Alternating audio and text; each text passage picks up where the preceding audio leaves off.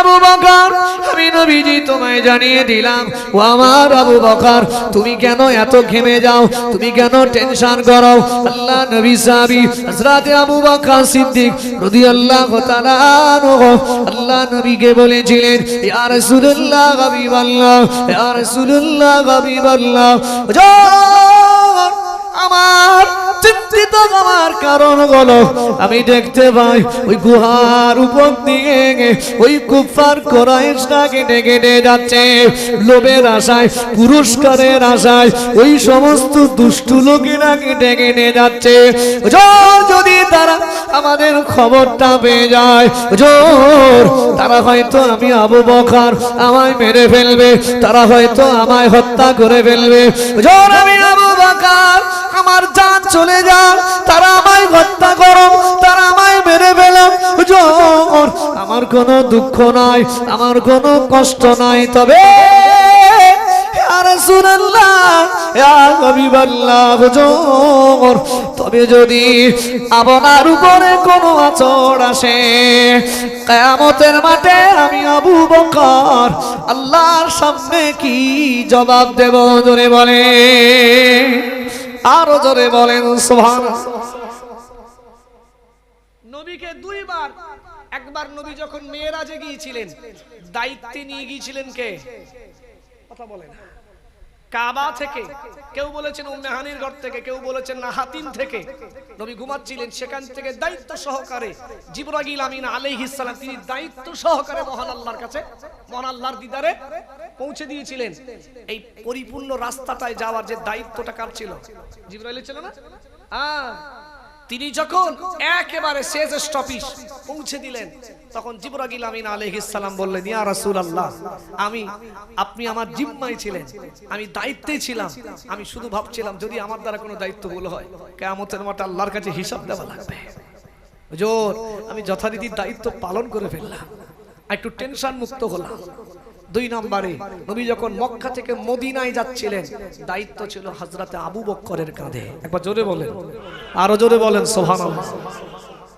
এই আবু বকর আমি বলেছিলাম না অনুসারী কাদের বলে নবীজি যাচ্ছেন নবীর সাথে সাহাবী আবু বকরও যাচ্ছেন তবে আবু বকর পাগলের মতো একবার ডান দিকে যাচ্ছেন একবার বাম দিকে যাচ্ছেন একবার নবীজির সামনে চলে যাচ্ছেন একবার নবীজির পিছনে আসছেন আবু বকরকে এই দৃশ্য থেকে নবীজি বললেন আবু বকর তুমি এমনটা কেন করছো পাগলের মতো কেন করছো একবার বাম দিকে একবার ডান দিকে একবার সামনে একবার পিছনে হযরত আবু বকর বললেন হুজুর হুজুর আমি আবু বকর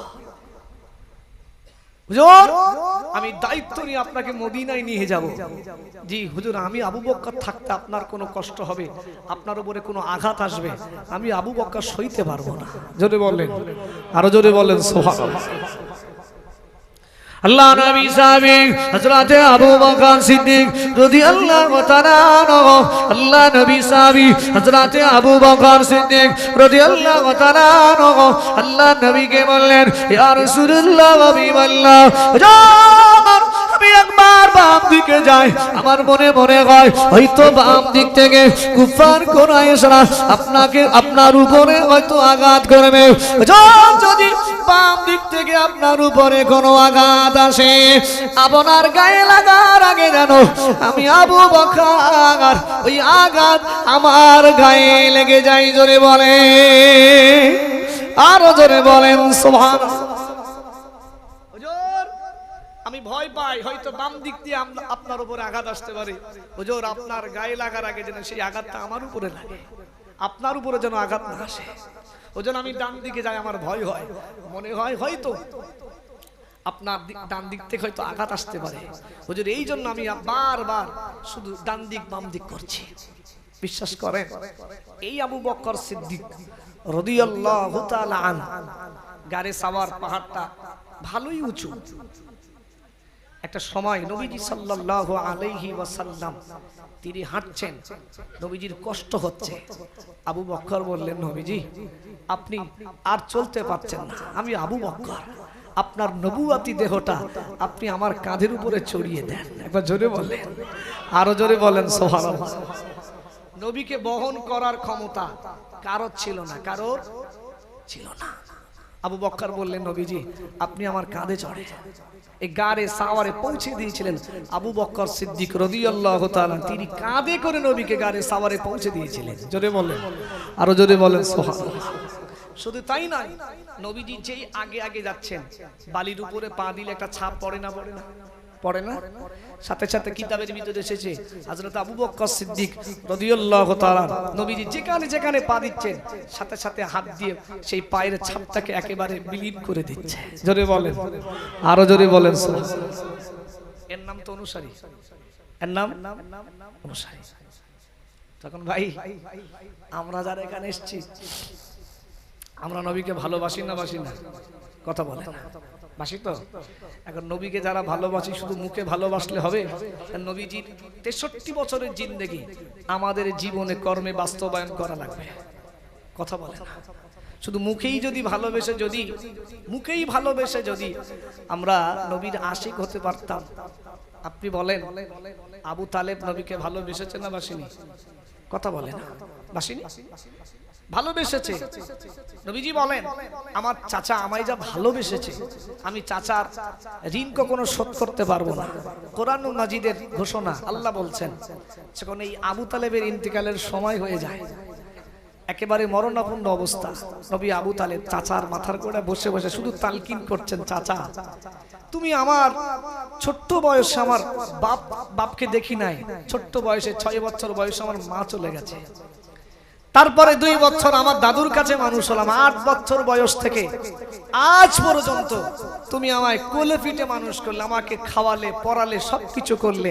চাচা এত কিছু দায়িত্ব হওয়ার পরেও আমি নবী তোমাকে জান্নাতে নিয়ে যেতে পারবো না, এই দুঃখ এই কষ্ট আমাকে খুব ব্যথিত করছে। চাচা তুমি একবার মরণের আগে কলমাটা পড়ে নাও, একবার কলেমাটা পড়ে নাও চাচা। চাচা যেই কলেমা মনে হয় যে পড়বো, ঠিক আছে মুহাম্মদ তোমার ধর্মটা মেনে নেব, অপরদিকে তালকিন দিচ্ছেন আবু জাহাল। কে দিচ্ছেন? আবু জাহাল। আবু জাহাল বললেন ভাই আবু তালেব এতদিন ধরে আপনি বাপ দাদার ধর্মের উপরে প্রতিষ্ঠিত ছিলেন, আপনি মক্কার বড় নেতা ছিলেন, আজকে মুহাম্মাদের ধর্মটা মেনে নেবেন, বাপ দাদার ধর্ম ছেড়ে দেবেন, মৃত্যুর পরে আপনাকে মানুষ খারাপ বলবে, আপনি এরকম একটা ছোট হওয়া কাজ করেন না। যেই বললেন সাথে সাথে আবু তালেবের মাইন্ড চেঞ্জ হয়ে গেল। এখন যেই চেঞ্জ হয়ে গেছে সাথে সাথেই আবু তালেব বললেন মুহাম্মদ তোমাকে ভালোবাসি, তোমার ধর্মটা পছন্দ হয়, তবে তোমার ধর্মটা মানতে পারছি না। কেন? মরণের পরে মানুষ আমায় তিরস্কার করবে।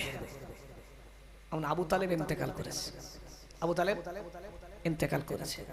তাহলে সে কি নবীকে ভালোবাসতো না বাসতো না? কথা বলে না, বাসতো তো, কিন্তু কর্মে বাস্তবায়ন করতে পেরেছে। এখন ইন্তেকাল করার পরে নবী আমার চাচার মাথার গোড়ায় দাঁড়িয়ে দাঁড়িয়ে কাঁদছেন আর আল্লাহর কাছে ইস্তিগফারের দোয়া করছেন। কিসের দোয়া? ইস্তিগফার। যে কলেমা বিহীন মারা যায় তার জন্য কি কখনো কোনো ঈমানদার দোয়া চাইতে পারবে? কথা বলে না। আল্লাহ পাকের নবী, আল্লাহ পাকের নবী, নবী মুহাম্মদুর রাসূলুল্লাহ সাল্লাল্লাহু আলাইহি ওয়াসাল্লাম। ও আল্লাহর বান্দারা, ও আল্লাহর বান্দিরা শুনে রাখো, আল্লাহর কোরআন বিবরণ দিচ্ছে হযরত আবু তালেবের মাথার গোড়ায় দাঁড়িয়ে দাঁড়িয়ে দাঁড়িয়ে আল্লাহ নবী ডুকরে ডুকরে ডুকরে ডুকরে কাঁদেন। ও রব্বে আল্লাহ পাক, আপনি আমার চাচাকে ক্ষমা করে দেন, আপনি আমার চাচাকে মাফ করে দেন, আপনি আমার চাচাকে ক্ষমা করে দেন। ওই সময় আমার আল্লাহর কোরআন কি সুন্দর করে বিবরণ দিচ্ছে। আল্লাহ পাক কোরআন নাযিল করে দিলেন, আল্লাহ পাক কোরআন নাযিল করে দিলেন। কোরআন নাযিল করে দিয়ে আল্লাহ পাক আমার আপনার নবীকে আমার আল্লাহ নিষেধাজ্ঞা জারি করে দিলেন, রেড সিগন্যাল আল্লাহ জানিয়ে দিলেন। আমার নবী শুনে রাখো, মা কানা লিন নবী, পৃথিবীর জমিনে কোন নবীর জন্য উচিত হবে না আল্লাযীনা আমানু, শুধু নবী নয়, নবী নয়, নবী নয়, পৃথিবীর কোন ঈমানদারের উচিত হবে না আইয়াস্তাগফিরু লিল মুশরিকিন, কোন মুশরিক ইন্তেকালের পরে তাদের জন্য আমি আল্লাহ আমার কাছে ইস্তিগফারের দোয়া চাইবে। কখনো উচিত নয়। আল্লাহ রেড সিগন্যাল জারি করে দিলেন। মা কানা লিন-নবী ওয়াল্লাযীনা আমানু, শুধু নবীরা নয়, পৃথিবীর কোন ঈমানদারেরাও পর্যন্ত কোন মুশরিকের ব্যাপারে যে আল্লাহর সাথে শিরিক করে মারা গেছে, আল্লাহ ছাড়া দ্বিতীয় কাউকে মাবুদ বলে মেনেছে, নিশ্চিত এদের ইন্তেকালের পরে পৃথিবীর কোন ঈমানদার ইস্তিগফারের দোয়া করতে পারবে না। এখন স্বাভাবিক কথা, চাচার এই এত বছরের ভালোবাসা, এত বছরের মহব্বত ভাতিজা তো ভুলতে পারছে না। কি করে ভুলবে? ছোট্ট বয়সে যখন দাদু ইন্তেকাল করেছেন, কেউ নাই, মুহাম্মদ সাল্লাল্লাহু আলাইহি ওয়াসাল্লাম ইতিম নবী, সেদিন থেকে নিজের সন্তানের মতো করে মানুষ করেছেন, ভালোবেসেছেন, যত্ন করেছেন। নিজের চাচি আম্মা ফাতেমা, তিনি নবী সাল্লাল্লাহু আলাইহি ওয়াসাল্লামকে সন্তানের মতো গোসল করানো, খাওয়ানো, সব দিক দিয়ে মায়ের মতো করে। মা যে নাই এই অভাবটা নবীজি কখনো বুঝতে পারেনি। জোরে বলেন সুবহানাল্লাহ। এখন সেই চাচা ইন্তেকাল করেছেন, সেই চাচার মাথার গোড়ায় দাঁড়িয়ে দাঁড়িয়ে কাঁদছেন, আর আল্লাহ নিষেধাজ্ঞা জারি করছেন। এখন বলেন, আল্লাহ যে জায়গায় নিষেধাজ্ঞা জারি করবেন সেখানে আর পৃথিবীর কোনো ভালোবাসা কাজ করবে? কথা বলেন না, কাজ করবে? আল্লাহ পাক বলেন, আমার নবী শুনে রাখো, আমি আল্লাহ পাক জানিয়ে দিলাম, আমি আল্লাহ ঘোষণা করলাম, মা কানা লিন-নবী ওয়াল্লাযীনা আমানু আইয়াস্তাগফিরু লিল-মুশরিকিন। ও আমার নবী শুনে রাখো, পৃথিবীর কোন নবীদের উচিত হবে না, পৃথিবীর কোন ঈমানদারদের উচিত হবে না, ওয়াল্লাযীনা আমানু আইয়াস্তাগফিরু লিল-মুশরিকিন, যারা আল্লাহর সাথে শিরিক করে ইন্তেকাল করবে, মারা যাবে, আমি আল্লাহ পাক তোমাদিগকে জানিয়ে দিলাম, তোমরা জানো তাদের জন্য আমি আল্লাহ আমার কাছে জানো ইস্তিগফারের দোয়া না করে। ও আমার নবী, আমি আল্লাহ আরো জানিয়ে দিলাম, ওয়ালাউ কানু উলি কুরবা। ও আমার নবী, আর ওই মুশরিকটা যদিও তোমার বাপ হয়, যদিও তোমার মা হয়, যদিও তোমার পরিবার পরিজন হয়, যদিও তোমার নিকটস্থ কেউ হয়, মুশরিক আলাতে মারা গেলে কখনো জন্য তার ব্যাপারে মহান আল্লাহর কাছে দোয়া চেও না, মহান আল্লাহর কাছে ইস্তিগফার কামনা করো না। আমি আল্লাহ পাক কোন মুশরিকের ব্যাপারে দোয়া চাইলে আমি আল্লাহ পছন্দ করি না। কোন মুশরিকের ব্যাপারে ওয়ালাউ কানু উলি কুরবা, সেই মুশরিকটা যদিও আপনার পরিবারের হয়, আপনার নিকটস্থ হয়, তারপরেও যেহেতু সে আল্লাহর সাথে সম্পর্ক করেন নাই, তার ব্যাপারে দোয়া চাওয়া যাবে না। নবীজি বলেন, মান কানা লিল্লাহ, যারা আল্লাহকে নিজেকে আল্লাহকে সঁপে দিয়েছেন, যারা আল্লাহর হয়ে গেছেন, কানাল্লাহু লাহু, আমার আল্লাহ অটোমেটিক্যালি তাদের হয়ে গেছেন। যদি বলেন, আরো যদি বলেন সুবহানাল্লাহ। সুতরাং নবীকে শুধু মুখে ভালোবাসলে হবে না, নবীর মুখে ভালোবাসলে হবে না, নবীর জীবন আদর্শ, নবীর চরিত্রগুলো আমাদের জীবনে, আমাদের চরিত্রের মাধ্যমে ফুটে তুলতে হবে। হবে না? হবে না? এক কথা বলে না, হবে না? হবে না? শোনেন, কি সুন্দর ঘোষণা দিচ্ছেন জানেন? আখলাক, চরিত্র 3 প্রকারের। কয় প্রকারের? ভালো করে সুন্দর করে এগুলো ভালো করে বোঝেন। আখলাক বা চরিত্র 3 প্রকারের। কোন প্রকারের? 3 প্রকার। একটা হলো আখলাকে হাসানা। কি বললাম? আখলাকে হাসানা। আখলাকে হাসানা কাকে বলা হয়?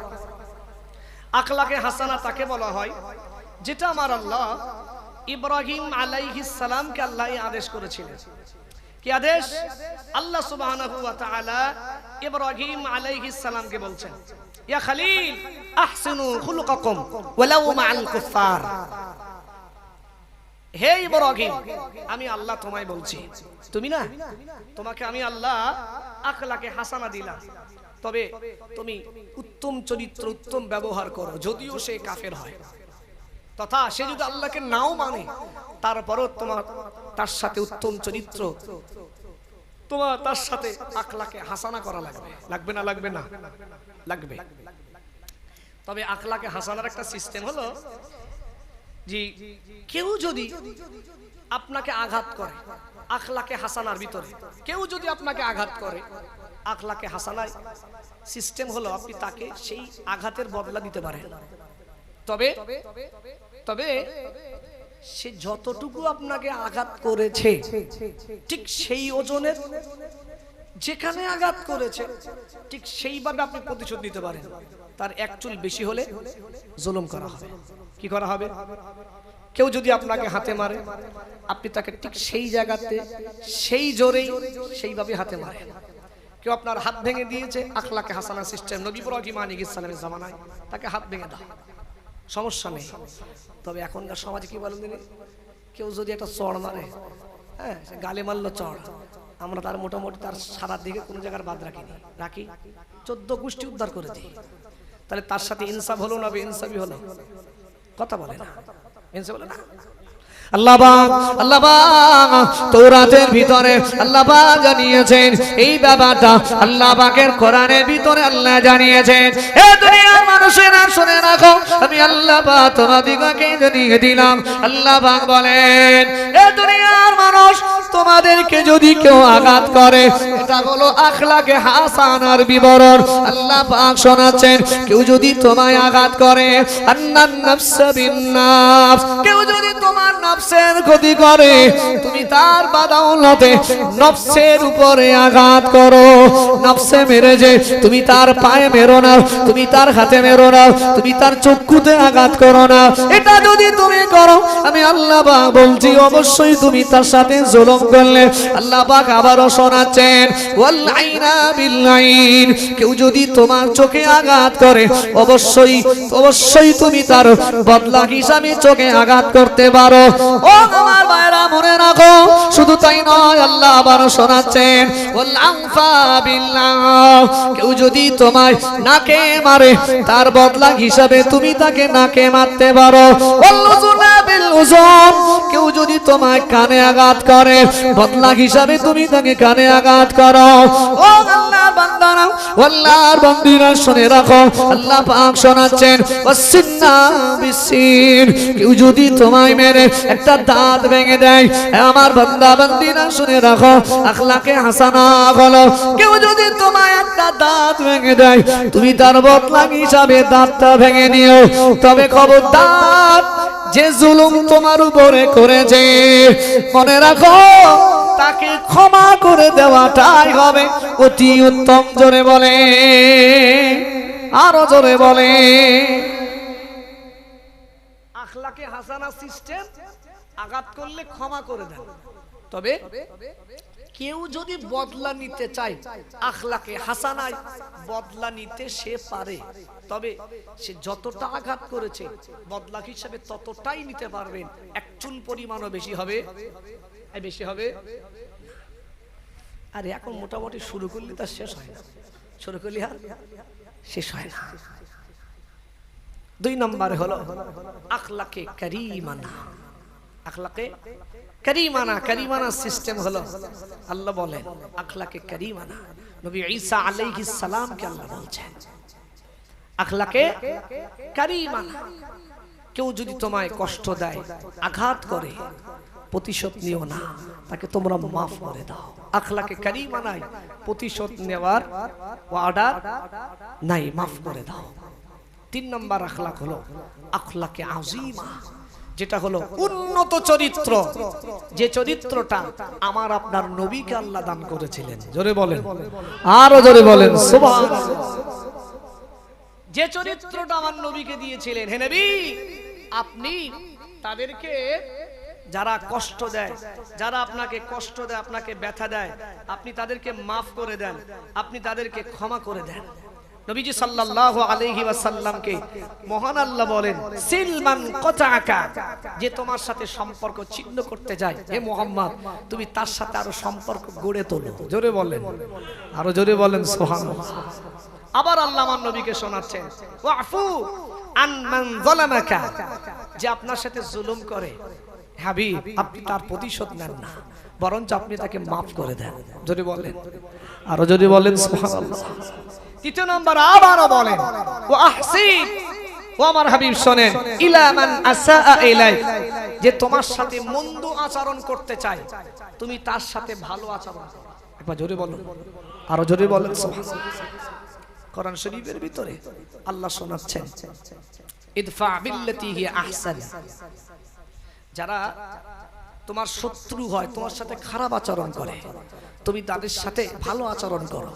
এই একটা দিন ভালো আচরণ করার কারণে ফাইদাল্লাযী বাইনাকা ওয়া বাইনাহু আদাওয়াতুন কান্নাহু ওয়ালিয়্যুন হামীম, মানুষ আমায় কষ্ট দেবে, মানুষ আমায় গালি দেবে, পাল্টা জবাব না দিই তার সাথে যদি ভালো আচরণ করি, তার সাথে ভালো সুলভমূলক আচরণ করি, এই শত্রুরা একটা দিন মনে মনে ভাববে একে এত গালি দিই, একে এত কষ্ট দিই, কোনোদিন পাল্টা জবাব দেয় না, বরঞ্চ আমাকে বারবার ভালো চাই, ভালো করে।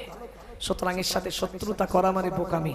একটা দিন সেই শত্রুরাই আমি হাসানুজ্জামান আমার বন্ধু হয়ে যাবে। যাবে না? যাবে না? যাবে। এই জন্য আল্লাহ বলেন, আপনার আশেপাশে যারা শত্রুতা করে তাদের সাথে ভালো আচরণ করেন, দেখবেন একটা দিন এরাই আপনার বন্ধু হয়ে যাবে। জোরে বলেন, আরো জোরে বলেন সুবহানাল্লাহ। আল্লাহু আকবার। প্যারা নবী মুহাম্মদুর রাসূলুল্লাহ সাল্লাল্লাহু আলাইহি ওয়াসাল্লামের কত সুন্দর আখলাক আমার আল্লাহ দিলেন, যে আখলাক একটা একটা করে যদি বর্ণনা করা হয় মানে শুনতে শুনতে দিন রাত পার হয়ে যাবে। জানেন নবীজি সাল্লাল্লাহু আলাইহি ওয়াসাল্লাম আম্মা হালিমাতুস সাদিয়া রাদিয়াল্লাহু তাআলা তিনি বর্ণনা করেন, আমি যখন মুহাম্মদ সাল্লাল্লাহু আলাইহি ওয়াসাল্লামকে আমার কোলে নিলাম দুধ পান করানোর জন্য, আমার ডান স্তনটা আমার মুহাম্মদ সাল্লাল্লাহু আলাইহি ওয়াসাল্লামের মুখে ভরে দিলাম, আমার মুহাম্মদ পান করতে লেগেছে। অনেক সময় পান করার পরে আমি আমার বাম স্তনটা আমি আমার মুহাম্মাদের মুখে ভরতে যাই, খেতে দিতে চাইছি, কিন্তু মুহাম্মদ সাল্লাল্লাহু আলাইহি ওয়াসাল্লাম বাম দিকের স্তনটা পান করে না। জোরে বলবেন না, আরো জোরে বলেন সুবহানাল্লাহ। ছোট্ট বয়স, ছোট্ট কোলের বাচ্চা নবীজি একদিকের স্তন পান করেছেন, অপর দিকের স্তন পান করে না। অপর দিকের স্তন করে না। কেন করে না? আল্লাহ পাক বলেন, ও আল্লাহর বান্দারা, ও আল্লাহর বান্দিরা শুনে রাখুন, আমার আল্লাহ যাকে এই পৃথিবীর জমিনে শ্রেষ্ঠত্বর মর্যাদা দিয়েছে, আল্লাহ পাক যাকে শ্রেষ্ঠ নবী আল্লাহ বানিয়েছে, এই নবী যদি কারোর হক মেনে খায়, একটিবার বলুন পৃথিবীর মানুষ যে নবীকে ফলো করে সে নবী যদি হক মারে, একটিবার বলুন আমার আল্লাহর কাছে ওই নবীকে হিসাব দেওয়া লাগবে কি লাগবে না? লাগবে না? লাগবে। যাকে আল্লাহ উত্তম চরিত্রের অধিকারী করেছে, দেখো ভাই, আল্লাহ যাকে উত্তম চরিত্রের অধিকারী করেছে একেবারে সে মায়ের গর্ভ থেকেই উত্তম চরিত্রের অধিকারী। একবার জোরে বলেন, আরো জোরে বলেন সুবহানাল্লাহ। এখন প্যারা নবী মুহাম্মদুর রাসূলুল্লাহ সাল্লাল্লাহু আলাইহি ওয়াসাল্লাম যখন হালিমাতুস সাদিয়ার ডান স্তন পান করছেন, ইসলামিক চিন্তাবিদরা তারা গবেষণা করে তারা বলেছেন, তারা বললেন যে ছোট্ট বয়সে আমার আল্লাহ নবীজি সাল্লাল্লাহু আলাইহি ওয়াসাল্লামকে ইলহাম করে জানিয়েছেন, হে মুহাম্মদ তুমি মনে রেখো তুমি যার কোলে উঠেছো সেই মহিলার কিন্তু আরো একটি সন্তান আছে। কি আছে? আরো একটি সন্তান আছে। সুতরাং তুমি যদি দুইটা দুধই পান করে ফেলো তাহলে তারও গর্ভের সন্তান দুধ পাবে না, তুমি একটা পান করবে আর একটা তোমার দুধ ভাইয়ের জন্য রেখে দেবে। সেই জন্য নবীজি একটা দুধই পান করতেন, অপর দুধ তিনি কখনোই খেতেন না। জোরে বলেন, আরো জোরে বলেন সুবহানাল্লাহ।